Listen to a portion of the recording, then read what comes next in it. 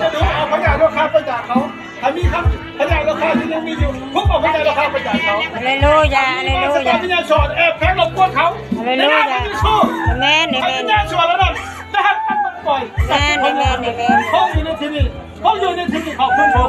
ไฟเขาพยานชุบพระเจ้าเทลงมาโอ้ลีโอ้ลีโอ้ลีโอ้ลีก่อนข้าวข้าวสัตย์พระเจ้าเดียวรามาเดชิตารามารามารามารู้ยาพระเจ้าฮักเจ้า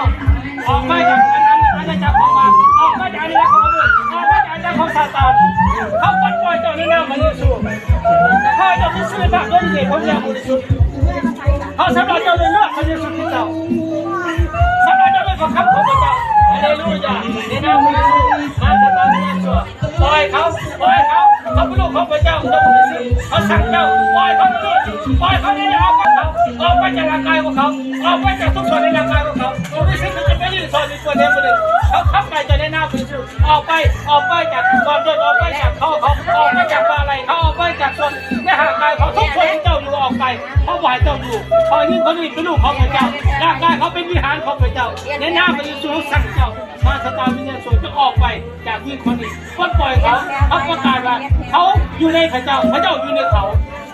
เขามีพระวิญญาณของพระเจ้าเจ้าคุณมีเสียงวิญญาณเด็กก็อย่าบริมาจากพระเจ้าเขาสั่งเจ้าบ่ให้เจ้าอยู่ในห่างกายอยู่คนนี้วิญญาณเด็กก็เจ้าบริมาจากพระวิญญาณเขาสั่งเจ้าในนามออกไปขอบคุณพระเจ้าฮาเลลูยาฮาเลลูยาปล่อยสุเสรีภาพปล่อยสุเสรีภาพปล่อยสุเสรีภาพจิตใจของจริงในเมื่อก่อนมีหลายอย่างที่สับสนวุ่นวายมีหลายอย่างที่มีปัญหามีหลายอย่างที่เขาเจ้าหมดสวัสดิ์เอาสนะเป็นสิ่งของเขาเองเขาเป็นสู้เมตตาของเขาเขาลูกสาวพระเจ้าคนนี้เขาจะมีชีวิตใหม่พระคำพระเจ้าได้กล่าวไว้เทศนาทำคนนี้จะพระเจ้าเป็นคนที่สั่งไปแล้วแม่เรื่องอะไรร่วมคนไปแล้วแม่อะไรรู้ยาอะไรรู้จากพระเจ้าตัดสินใหม่ง่ายชีวิตออกมาจากตาของซาตานในหน้าเป็นชู้ของเราพระเจ้าหักษาเจ้าพระเจ้าเป็นพ่อเจ้าพระเจ้ารักษาเจ้ารักษาจิตใจรักษาร่างกายรักษาจิตใจทุกส่วนขอพระเจ้าเชื่อมลงมา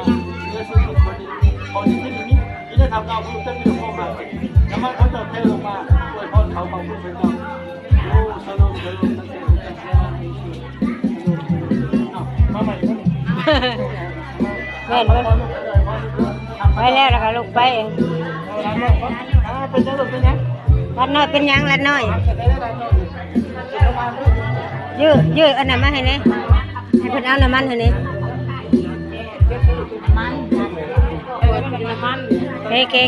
โอเค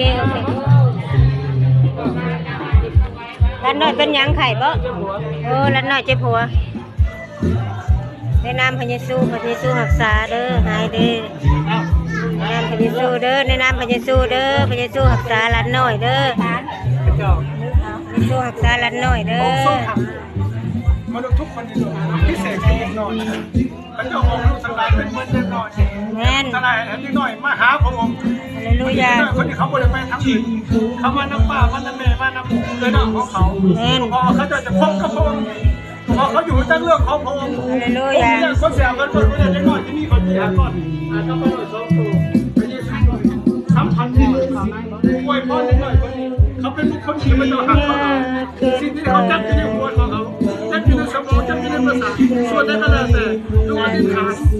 ไอ้น้ำพระเยซูฤทธิ์เดชพระเยซูเยียวยาหาสาเขาไอ้ความเจ็บปวดยืนอยู่หัวในทางกายคนนี้จงยกออกไปในนามพระเยซูปล่อยออกไปเขาไปเจ้าสัมผัสเขาโอ้ขอบคุณพระเจ้าฮาเลลูยาในพระนามพระเยซูดูครบเสียล้านหน่อยดีแล้วอาเมนจะดีเลยแล้วเพื่อนเป็นหนังมาคือกันเป็นยังคนไหนเอาเปลี่ยนเป็นนั้นเป็นหนังมาคือกันเป็นหนังแต่นั้นเราไม่ได้เห็นกันเลยยับเข้ามา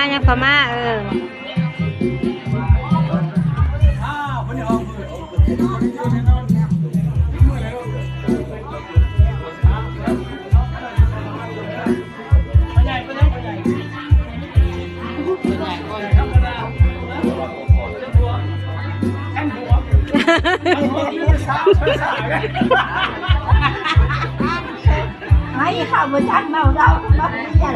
อัน น นั้ อน น เอา เอ ใจ ง นะ